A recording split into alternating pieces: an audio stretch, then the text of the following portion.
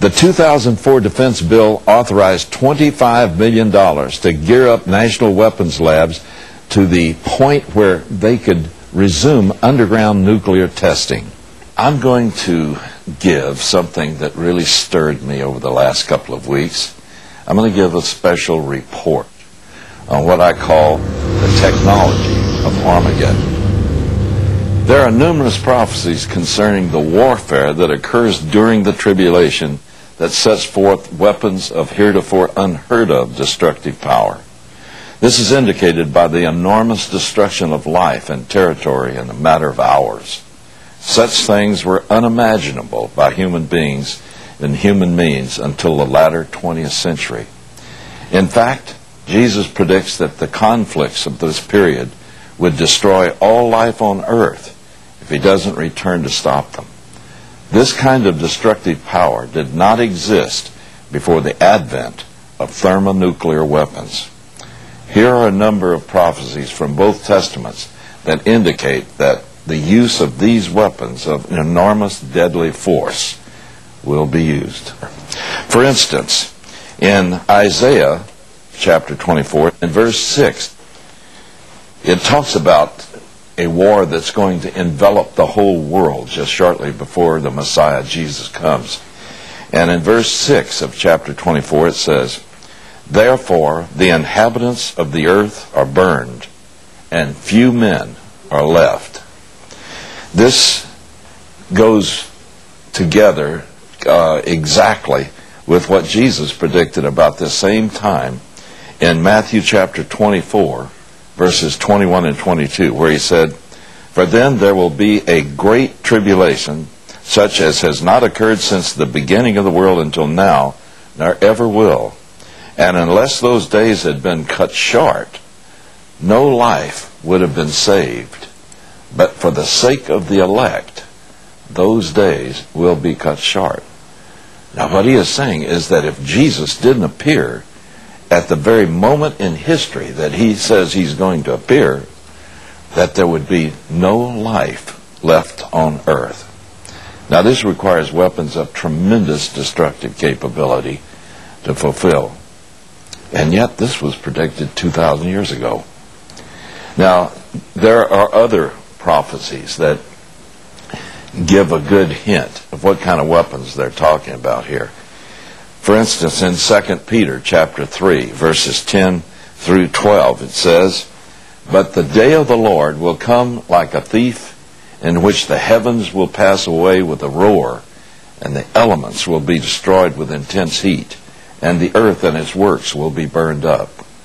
Since all of these things are to be destroyed in this way, what sort of people ought you to be in holy conduct and godliness, looking for and hastening the coming of the day of God, because of which the heavens will be destroyed by burning and intense heat," the Greek says, "and they will melt away with intense heat."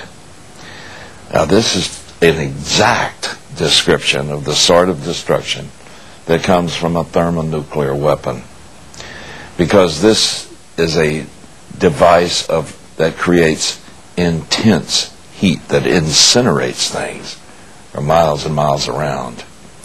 But let's look at another one. In Revelation chapter 6, verses 12 through 14, it says, "I looked, and when he broke the sixth seal, there was a great earthquake." Now, hold it just for a moment.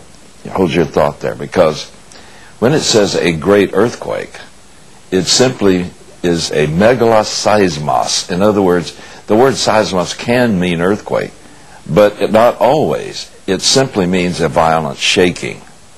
And so the Apostle John, on the Isle of Patmos, near the end of the first century, predicted that the warfare that he witnessed in the book of Revelation, he would experience a great and violent shaking of the earth. And of course, he's speaking as an eyewitness. He was time traveled up to the event. And then he says, "And the sun became black as sackcloth made of hair, and the whole moon became like blood, and the stars of the sky," and once again, the word stars here does not mean a star. Star is bigger than any planet. The word here means meteor. It's something that looks like a meteor hitting the earth. It says, and the stars of the skies, or the meteors of the skies, fell to the earth as a fig tree casts its unripe figs when shaken by a great wind. And the sky was split apart like a scroll when it is rolled up, and every mountain and island were moved out of their places. Now think about that for a moment. He says that he witnessed, and remember, this is a first century man who's been time traveled up to the actual events of the 21st century and the technical marvels of that time, then brought back to the first century and told to describe what he saw. Well, he could only use phenomena with which he was familiar. And so he says, to him, there was a violent shaking of the earth. He looks up and he sees these objects that look like a comet or a meteor hitting the atmosphere. And he says that there are many of them. They're like ripe figs falling. And he says, and when they hit the earth, it causes the atmosphere to be rolled up on itself like a scroll. This is exactly what happens in a thermonuclear explosion. And of course, there are any number of these things today in the arsenals of many different nations. But we know from what happened at Eniwetok when the hydrogen bomb was tested there, that cameras recorded how that the tremendous overpressure that was caused by the explosion pushed the atmosphere back on itself. And once it reached the apex of where the powers would roll it back, it then rushed back into the vacuum. So there was a twofold destruction that came from pushing the atmosphere around. And this is what John witnessed.